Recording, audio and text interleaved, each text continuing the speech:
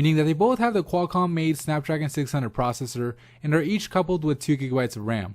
There are a few differences, however, with the Galaxy S4 having a slightly higher clock speed at 1.9 GHz with DDR3 RAM compared to the 1.7 GHz and the DDR2 RAM found on the HTC One. We'll start off the speed test like we usually do here at PhoneBuff and do a boot up test to see which smartphone loads up its version of Android first.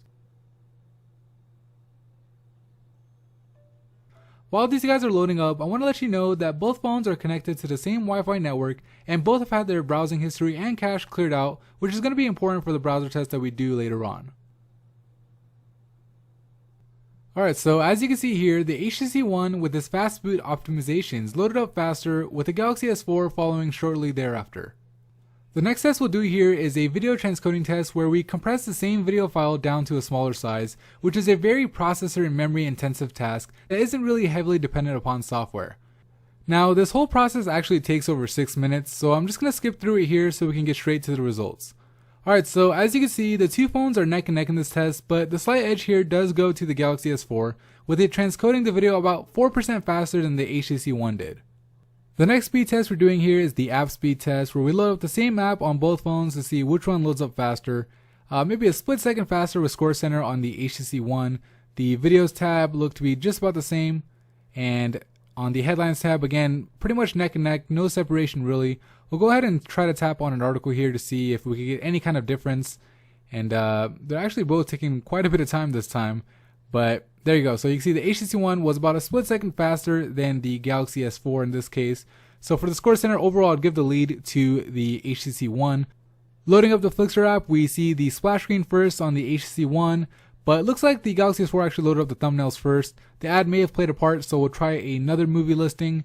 And no real separation here. I mean, maybe a split second faster on the HTC One, but nothing really, worth mentioning. Which doesn't come at much of a surprise considering that they both have pretty much the same processor. The only difference is the clock speed again. So the fourth and final test we'll do here is the browser test, and first site we'll load up is going to be phonebuff.com, and you can see the content loading up first on the HTC One, but the status bar actually finishes up first on the Galaxy S4, so a little bit of mixed results. Can't really see the rest of the site because it's a mobile site.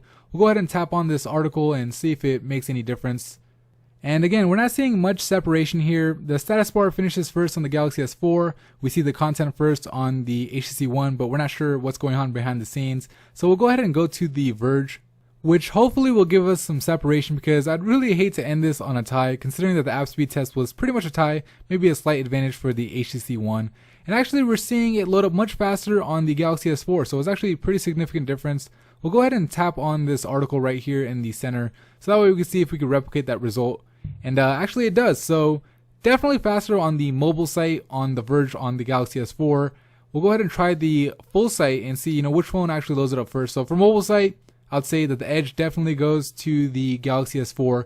For The Verge on PhoneBuff, maybe the HTC One had the edge, but this is the real test, which has a lot of content on it, and we're seeing the content first on the Galaxy S4.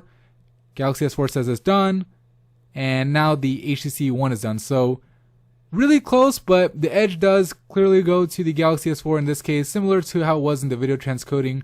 But honestly, both phones are super smooth. I mean, you can see no lag whatsoever, and you'd probably be happy with either or, at least when it comes to speed. But overall, I'd have to say that the edge goes slightly to the Galaxy S4, even though the HTC won in the boot up test, because when it came to the more processor and memory intensive tasks like video transcoding in the browser, the Galaxy S4 had a bigger margin of victory. But honestly, both phones are super fast, and you wouldn't really notice a difference unless you were doing a side-by-side comparison like this,